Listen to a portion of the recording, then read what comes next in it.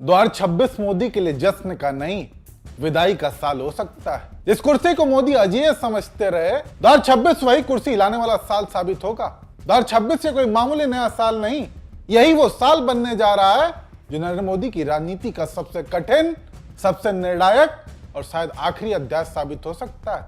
ये चेतावनी हम नहीं दे रहे, बल्कि देश की जाने माने पंडित, विद्वान और धर्मगुरु खुलकर कह रहे हैं कि आने वाला साल सत्ता से विदाई का संकेत लेकर आ सकता है।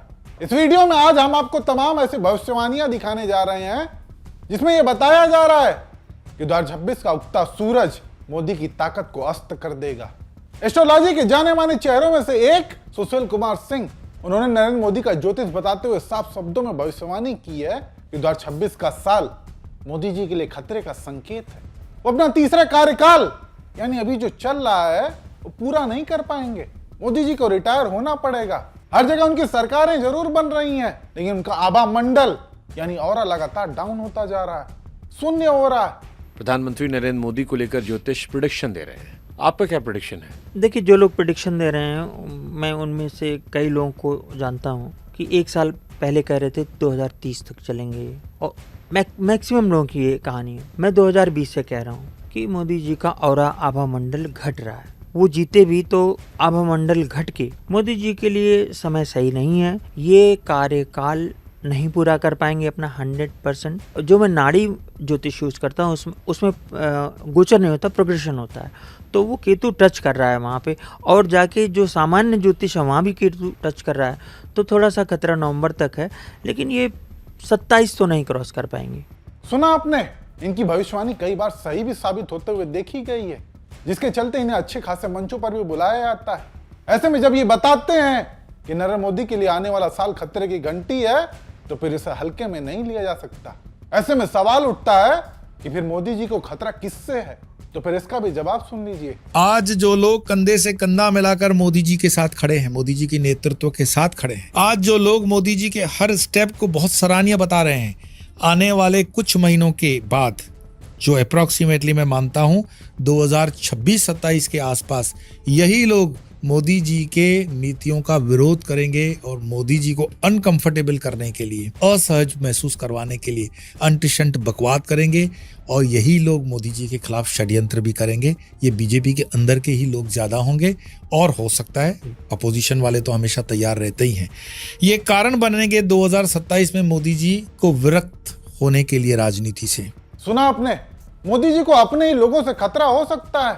आज जो लोग मोदी के आसपास घूम रहे हैं, मोदी जी के साथ कंधे से कंधा मिलाकर चल रहे हैं, वही लोग 2026 के अंत तक मोदी जी की नीतियों का विरोध करेंगे, उनके खिलाफ खड़े होंगे, और तो और वही लोग मोदी के खिलाफ षड्यंत्र भी करेंगे। और ये दावा जाने माने भविष्यवक्ता कर रहे हैं जो हिंदू धर्म को मानते हैं, हिंदुत्व को मानते हैं। ऐसे में मोदी जी के भक्तों के लिए खबरें जरूर चिंता का सबब बनेंगी।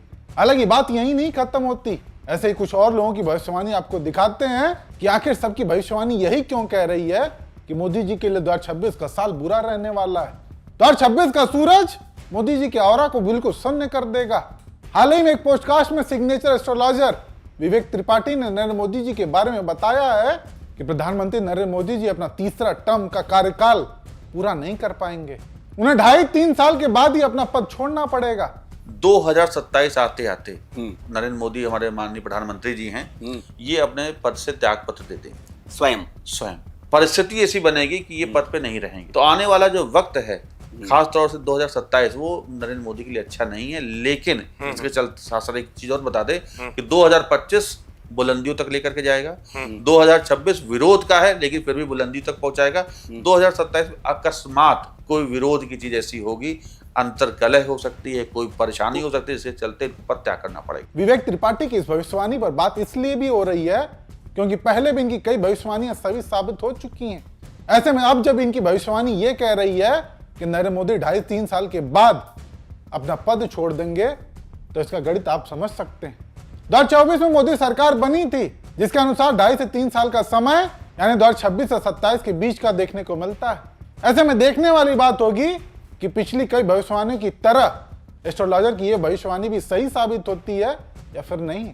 खैर, कुछ भविष्यवाणी आपको और देखनी चाहिए जिसमें यह दावा करते हुए बताया गया है कि कैसे राहु केतु और चंद्रमा के अनुसार मोदी जी का अच्छा समय अब खत्म हो रहा है। इससे पहले ही 2027 के आसपास मोदी जी के जो उनके दशाभुक्ति भी चेंज हो रही, जैसे मैंने कहा केतु, तो जब उनका केतु का पीरियड आएगा, इससे पहले ही आने वाला है, 26 के एंडिंग में शायद शुरू होगी, तो अगेन द सेम थिंग, मुझे लगता है उनकी हेल्थ, उनकी तो एज भी हुई है, उनका हेल्थ उनको थोड़ा मुश्किल करेगा, क्योंकि हमने इतने सालों से एक बार के लिए भी नहीं सुना कि मोदी जी की हेल्थ इश्यूज़ है। वो बहुत डिटरमाइंड है, काम कर रहे हैं, चल रहे हैं, पर अब एक हद तक ना, तो केतु की महादशा में उनकी हेल्थ इश्यूज़ बहुत ज़्यादा आएगा। वो धीरे धीरे रिटायरमेंट के बारे में सोचेंगे, और मुझे लगता है कि जो देश का मापदंड वो किसी और के साथ और के हाथ में वो देने वाले हैं। अक्टूबर 2026 से मार्च 2027 ये एक बहुत ही डिफाइनिंग पीरियड रहेगा पीएम मोदी के लिए। यहाँ पर ये टर्म टूटेगा, माने वो कंप्लीट तो कर नहीं पाएंगे, तो एक बात है कहने की, मगर ये वो पीरियड आएगा जो 2026 का साल